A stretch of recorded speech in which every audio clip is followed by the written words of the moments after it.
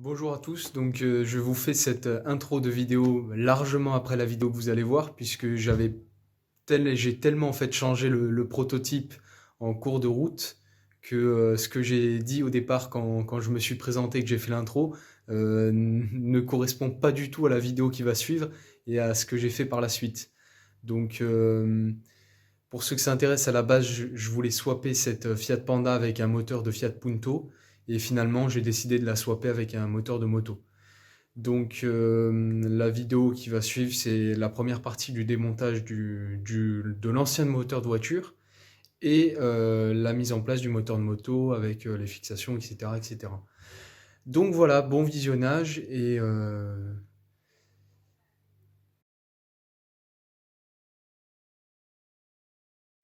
voilà, en plein démontage, j'ai sorti le capot, le radiateur. Là, j'ai débranché un peu donc les arrivées au carbu, arrivée d'essence, cap de gaz, l'alternateur, démarreur derrière. Voilà un peu tous les fils. Donc là, je vais débrancher cap d'embrayage, capteur de marche arrière, enlever le collecteur ou sortir, débrancher l'échappement par-dessous, je pense que ce sera plus simple. Je vais voir. Et après, sortir les cardans sur les côtés, monter la voiture parce que ce moteur se sort par-dessous. Donc, bon, peut-être qu'il sort par-dessus, moi j'en sais rien, je l'ai déjà sorti par-dessous donc ça marche très bien. Donc voilà. Hop. Donc après, je vais mettre une fois qu'il sera sorti, hein, je vais mettre celui-là, je vais essayer de l'accrocher avec un palan, le descendre et voir un petit peu comment ça peut se monter. Voilà, c'est parti, on continue. Hop, donc voilà, on en est. Le moteur, magnifique, avec le treuil que je viens d'installer là. Je suis allé chercher sur le bon coin. Donc ça marche bien, je suis content. Alors voilà le moteur, il est beau. Il est beau, mais il marche pas, c'est con. Mais c'est pas grave. C'est un beau bébé quand même, hein. J'ai toujours un peu peur que ça casse ça, mais bon. Donc voilà, on va regarder un peu la place qu'on a et on va commencer à faire les mesures et à essayer de positionner un peu le moteur de moto, voir un peu où tout va tomber quoi. Allez, c'est parti, on continue. Voilà le moteur de moto, il est beau. Kawasaki, 1200 cm3. Donc dessus, il y a un arbre à cam performance, enfin je sais pas comment ils appellent ça, pour augmenter un peu la puissance. Donc apparemment, il sort dans les 200 chevaux, hein, approximativement. Donc je vais essayer de rentrer ça là-dedans.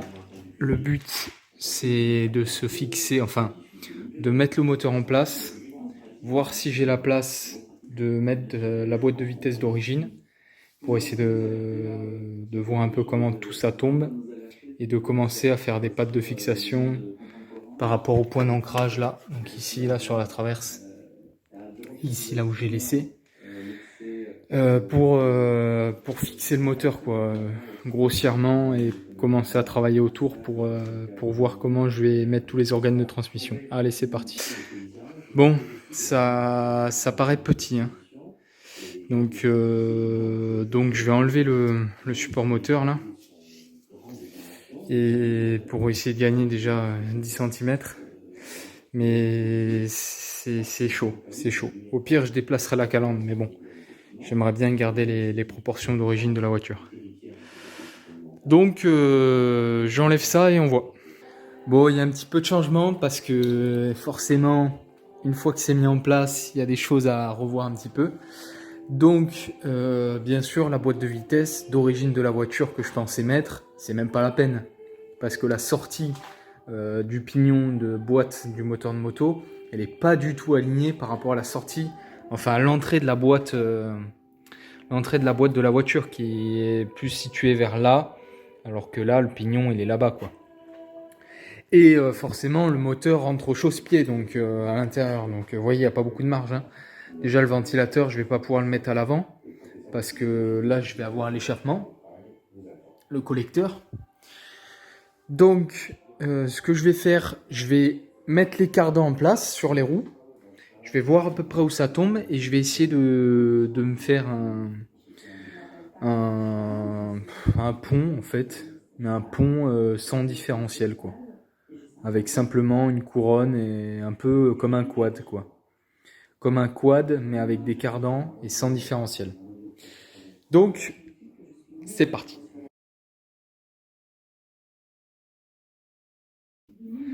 Alors voilà où j'en suis un petit peu. Donc ça, c'est une grande barre. Donc en tube de, c'est du tube de 40 je crois. Même un peu plus gros peut-être. Non 40. Donc 40, donc c'est vraiment costaud. Hein. Donc je viens de cintrer donc à la forme du moteur, donc avec le moteur au milieu là.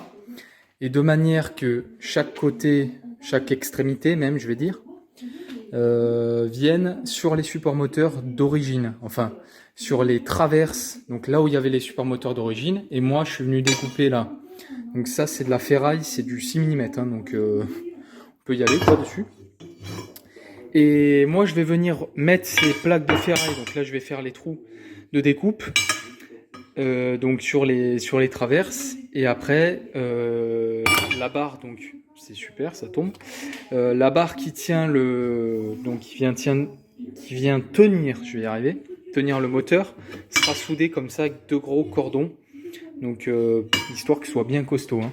Donc j'ai tout un petit peu surdimensionné, même si bon, bah c'est toujours mieux de surdimensionner que de sous-dimensionner quoi, on va dire. Donc c'est brûlant cette merde. Hein. Et ça va venir, donc voici l'endroit, les traverses de la voiture. Donc les endroits un peu costauds quoi. Et donc voici, hop, ça va venir là, voilà. Donc là je vais faire les trous et ça va être nickel. Voilà, je la lâche parce que c'est brûlant. Donc petit à petit, l'oiseau fait son nid. Alors voilà où j'en suis un petit peu. Donc ça, c'est une grande barre. Donc en tube de, c'est du tube de 40 je crois. Même un peu plus gros peut-être. Non 40. Donc 40, donc c'est vraiment costaud. Hein. Donc je viens de cintrer donc à la forme du moteur, donc avec le moteur au milieu là. Et de manière que chaque côté, chaque extrémité même je vais dire, viennent sur les supports moteurs d'origine, enfin sur les traverses, donc là où il y avait les supports moteurs d'origine, et moi je suis venu découper là. Donc ça c'est de la ferraille, c'est du 6 mm, hein, donc on peut y aller quoi dessus. Et moi je vais venir mettre ces plaques de ferraille, donc là je vais faire les trous de découpe, donc sur les traverses, et après la barre, donc c'est super, ça tombe. La barre qui tient qui vient tenir, je vais y arriver, tenir le moteur, sera soudée comme ça avec deux gros cordons, donc histoire que ce soit bien costaud. Hein. Donc j'ai tout un petit peu surdimensionné, même si bon, bah c'est toujours mieux de surdimensionner que de sous-dimensionner quoi, on va dire. Donc c'est brûlant cette merde. Hein. Et ça va venir, donc voici l'endroit, les traverses de la voiture. Donc les endroits un peu costauds quoi. Et donc voici, hop, ça va venir là, voilà. Donc là je vais faire les trous et ça va être nickel. Voilà, je la lâche parce que c'est brûlant. Donc petit à petit, l'oiseau fait son nid. Alors voilà où j'en suis. Bon, la traverse a été soudée au niveau des supports sur les bas de caisse, sur les longerons. Donc là, maintenant, je suis en train de réaliser la partie support moteur. Donc voici le support moteur d'origine de la moto. Hop. Donc on voit qu'il y a la présence de ces pattes là, donc dans lesquelles viennent se mettre des cylindres blocs comme ça. Et après l'axe qui les relie au moteur. Donc le but ça va être d'usiner donc 4 bouts de rond comme ça, de manière à ce que je puisse remettre ce même système de cylindre bloc sur ma nouvelle traverse. Hop, qui est là. Vient d'être soudé. Voilà. Donc à peu près au milieu là. Donc ça a bien avancé, on dirait pas, mais ça c'est très très long à faire. Ouh, c'est chaud. Parce que c'est que du sur-mesure, donc à chaque fois faut mettre, pointer, sortir le moteur. Donc heureusement il y a le palan. Sortir le moteur, souder, remettre, repointer d'autres pièces, etc., etc. Donc voilà on va appeler ça un support moteur. Voilà, je vais appeler ça. Donc il vient de chaque côté là et là se fixer sur la traverse. Donc avec des bons gros cordons. Donc ça, il n'y a pas de souci. Là et là. Donc là, j'ai mis le minimum de points d'ancrage, mais je vais en rajouter. Et donc là, les fameux supports moteurs. Voilà, avec les cylindres blocs qui viennent s'insérer dedans. Donc ils sont au bon diamètre. Putain, c'est beau, non? Voilà, avec ça qui vient de l'autre côté. Et le tout qui vient se mettre à ce niveau-là. Là. Donc je vais remettre ça. Ça on dirait pas, mais ça m'a pris, allez, en heure, tout mis bout à bout. Allez, 7-8 heures on va dire la barre à faire. Il faut cintrer le tube et tout, c'est un peu galère, mais bon. C'est ça le sur-mesure. Hein. Donc je vais installer le moteur. Je vais le fixer donc pour la première fois vraiment sur la voiture en enlevant le treuil. Il est beau. Hein. Et je vais commencer à voir un petit peu tous les périphériques autour, mettre les carbus, voir le radiateur d'huile parce qu'il y a un radiateur d'huile. Là on voit le raccord, la banjo. Hop, pour le radiateur. Voir un petit peu en fait où je vais pouvoir tout caser quoi dans la voiture.